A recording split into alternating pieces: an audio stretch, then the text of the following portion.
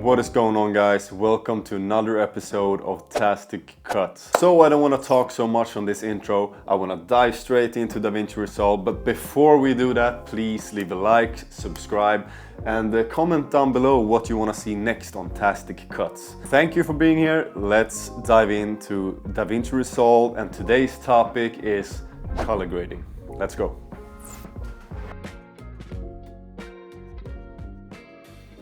Welcome to Season 1, Episode 2 of TASTIC CUTS. Today, as I said, the topic is color grading. So buckle up and let's get this video started.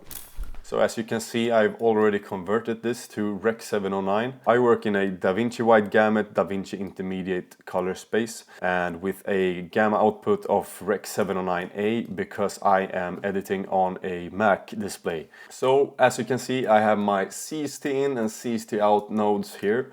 I will reset these nodes and show you exactly the process how I'm doing. Now you can see that my video is gray and flat. That's because I am shooting in a log profile called S-Log3 on my Sony A7IV. How to start off today?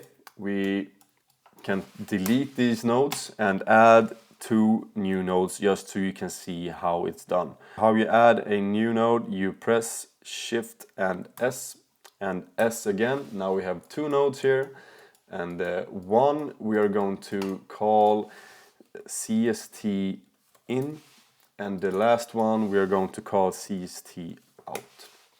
So this will now take your S-Log3 footage, convert it with a color space transform into Rec 709. How you do this is you go to this library here. You go to the library here and you take color space transform and you drag it to the first one. And here in inputs color space, we put in Sony S Gamma 3.cine. Input gamma, we go down to S-Log3. To get all the colors in, we go to output color space DaVinci Wide Gamut. And our output gamma will be DaVinci Intermediate. And we have DaVinci Intermediate there.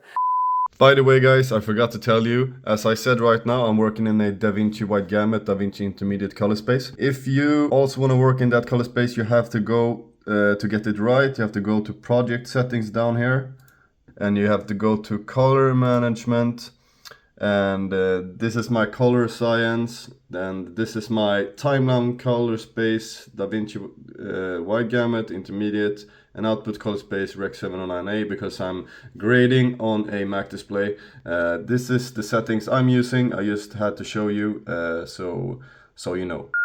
As you can see now, the image turned gray again. That's because we have to convert another time in our CST out node here.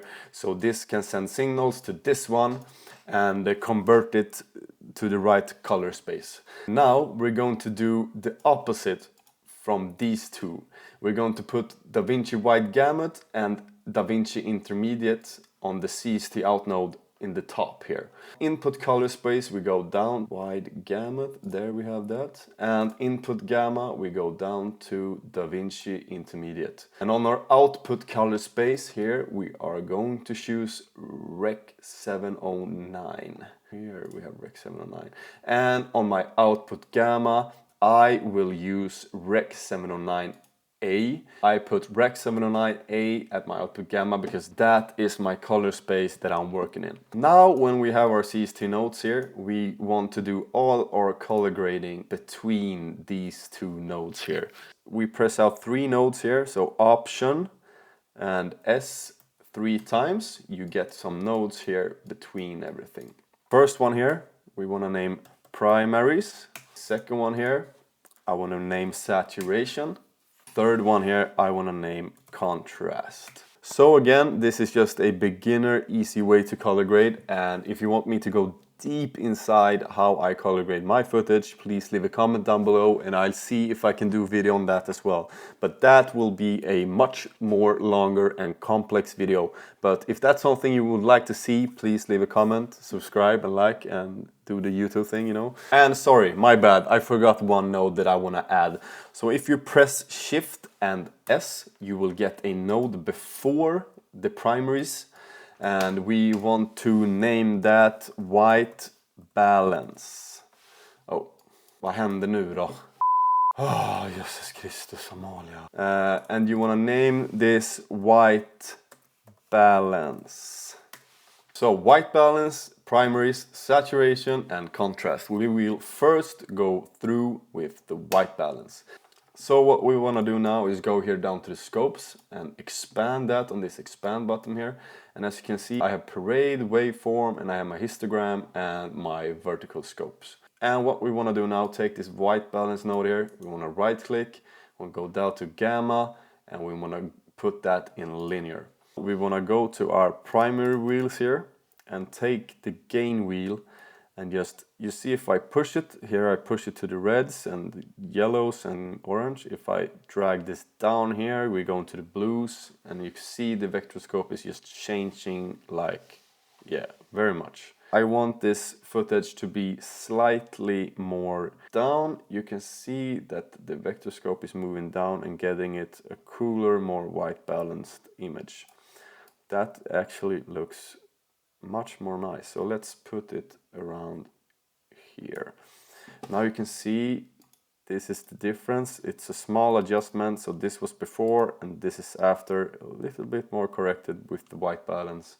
That's all you have to do with the white balance. Sometimes you don't even have the white balance because it's already perfect white balance when you recorded it, but sometimes you just have to mess around and see what you prefer. Let's go to the primaries. So when we are in the primaries, I first and foremost always use the curves to recover highlights or what I want to do. So here I just want to drag down the highlights a bit so we can get the starting area, and then we go to the primary wheels tool here, increase the gain to around 1.15, that looks great, and we decrease the gamma to maybe -4, looks good, and here we can just decrease the shadows a bit to maybe -1, and now you can see the difference in our adjustments with the exposure. Here was before and here is after. Here was before and here is after. Looks pretty good to me, just basic adjustments. Also in the primaries, I really like when I'm adjusting my exposure, I go to the HDR grade wheel here and to the global wheel, and I increase or decrease the global. You see how it affects all of the exposure. So maybe now I want to put it at +25. +25, so this is how it looks now. And this was before. It's just a little touch up with the exposure, and that's all I need from now. And you can see the image looks the image looks really great just from that. When we're done now in the primaries, let's jump over to saturation. So I will show you the worst way possible first that you can saturate your footage, and that is actually here down on saturation. So if you crank this up to just 100 to show you, you see how the saturation and the colors just scream too much. So this is actually, in my opinion, the worst way you can increase the saturation of your footage. So let's reset that to the standard 50. I will show you two different ways you can saturate. So the first good way I will show you how you saturate is here in the color slice. This is a kinda new thing DaVinci Resolve had. I think they updated it in DaVinci 19 or something, maybe 20 even, I don't remember. Inside of here is actually you have control a lot of different type of colors. You have green, yellow, skin tone, red, cyan, blue, magenta. But if you want to increase the saturation here on this saturation wheel, it actually looks better, and you can of course crank it up a much more, but actually pretty good to be just a regular wheel to increase your saturation with. But I am not using that, but I just wanted to show you that that is also an option you can use. But this is the best option in my opinion. So let's take the saturation here, saturation node, and we right click and we go down to color space and we go down to HSV. So we put it in HSV and we right click again and go to channels and take away channel 1 and go to channels again and take away channel 3. So now it will look like this. Channels only 2 is available and channel 1 and 3 is off. What you can do now, you can go either into the curves here, and you see you can boost up the curves like the shadows of the color. You see how you can boost it, and it boosts this in a really nice way. So you can, for example, maybe boost the shadows here, and you can make a decrease in the midtones here so it smalls down like this maybe. And if we go off and on, you see the saturation is very clean, very nice. On and off, on and off, on and off. And this is a way you can like do whatever. You see just midtones here, you see how the orange here in the leaves pops out very much. And you can just decrease the shadows and just have, you see here, if I just do this, you have little color in just the midtones, for example. Now it's just gray here and all this. This is just a demonstration of how flexible you can be with the colors. So if we take that away, and the second thing on this type of technique, we go to the color wheels. And I think this is the best and most valuable saturation technique you can do. That is just to increase the gain wheel. See how the colors get rich and very nice, and you can increase it how much you want. Now it's too much, of course, very oversaturated. But now if we lower it very much down to maybe 140 here, and you can increase the gamma here and just put a little gamma. And here what I can do now is go back to the primaries, and we can maybe go inside of the color slice here. And I don't want so much blue showing in the car, for example. Then I can just decrease the blue a bit. You see how it becomes the just cleaner color of the blue. So if I increase, you see it's a lot of blue. But if I decrease just a little bit of the blue, maybe 0.55, and I want to increase the yellow a little bit, so just to get the leaves popping, to 120, and maybe increase the reds a little bit to also get that pop feel. And now I think we just have a pretty good looking image. It's okay, just basics, and I think it looks nice. The last part, the contrast, go to the primaries, and we just increase the contrast here of our liking.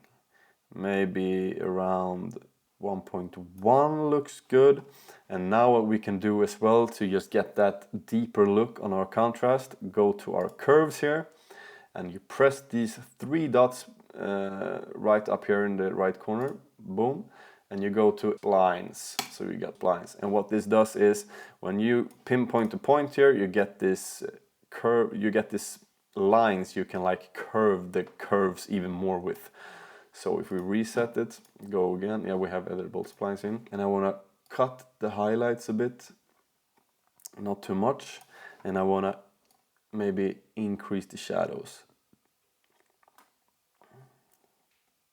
up there, maybe here to get this soft. This, you see this, I can increase the exposure or decrease the exposure.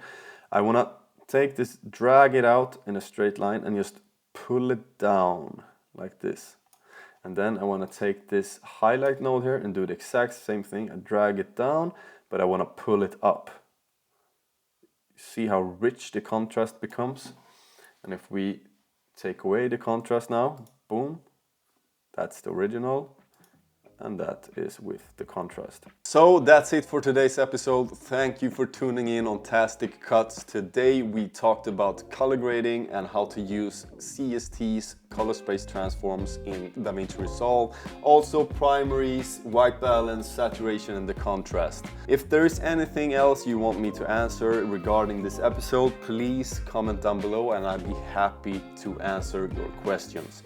This is just a beginner tutorial and I did not dive in so deep on why the things I did happened or whatever you want to call it. If you want me to dive deep into how everything works, please leave a comment, subscribe, like, share this video, and I'll see if I can do that as well. It will be a longer episode, of course, but I would be more than happy to do it. If you enjoyed this episode, please leave a like, comment and subscribe down below what you want to see next on TASTIC CUTS. And if there's any questions about this episode, comment down below and I'll answer them as good as I can, best as I can. And again, thank you for being here. This was season 1, episode 2 of TASTIC CUTS, and today's topic was color grading. I'll see you in the next video of TASTIC CUTS. Chin up, chest out, peace out, TASTIC family. Woo!